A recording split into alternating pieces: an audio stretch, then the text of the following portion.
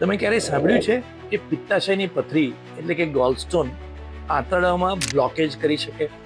સાંભળવામાં થોડું અજુગતું લાગે છે, પણ એ મેડિકલ સાયન્સમાં એ શક્ય છે અને બહુ રેર કન્ડિશન્સમાં એવું થાય છે કે પિત્તાશયની પથરી આવીને આંતરડાને બ્લોક કરી દે. 4% આંતરડાના ઓબ્સ્ટ્રક્શનમાં અથવા તો 0.5% પિત્તાશયમાં પથરી ધરાવતા લોકોમાં આ ગોલસ્ટોન ઇલિયસ, આ જે પથરીથી આંતરડું રોકાય, આંતરડામાં અવરોધ થાય એને ગોલસ્ટોન ઇલિયસ કહેવામાં આવે છે.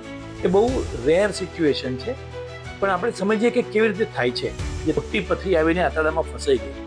સામાન્ય રીતે એક પથરી ખૂબ મોટી થાય પિત્તાશયની અંદર, એટલી જડતાથી ચોંટી જાય કે ધીમે ધીમે પિત્તાશયની દિવાલમાંથી કાણો પાટીને બાજુમાં જ રહેલા આંતરડામાં એ ઘૂસી જાય અને ત્યાંથી પછી આંતરડામાં આગળ વધતા વધતા આંતરડાનું જે સૌથી નાનું પાર્ટ આવે, કે જ્યાં નાનું આંતરડું અને મોટું આંતરડું જોડાય, એવી જગ્યાએ જેને એકદમ ફિટ બેસી જાય કે પછી આગળ ખોરાક, હવા બધું આગળ જતું અટકી જાય. એને નિદાન જો બરાબર થાય તો એને નાની સર્જરી કરીને એક નાનો ચીરો મૂકીને, જેને એન્ટ્રોલિથોટોમી કહેવામાં આવે છે, જે તમે વિડીયોમાં જોશો કે એક નાનો ચીરો મૂકીને એમાં મોટી પથરી બહાર કાઢી અને આંતરડાના અવરોધને દૂર કરી શકાય છે. આમ રેર કન્ડિશન છે, પણ જેનું નિદાન સમયસર કરવામાં આવે અને એનું ઓપરેશન જો વ્યવસ્થિત રીતે કરવામાં આવે તો જીવ બચાવી શકે છે.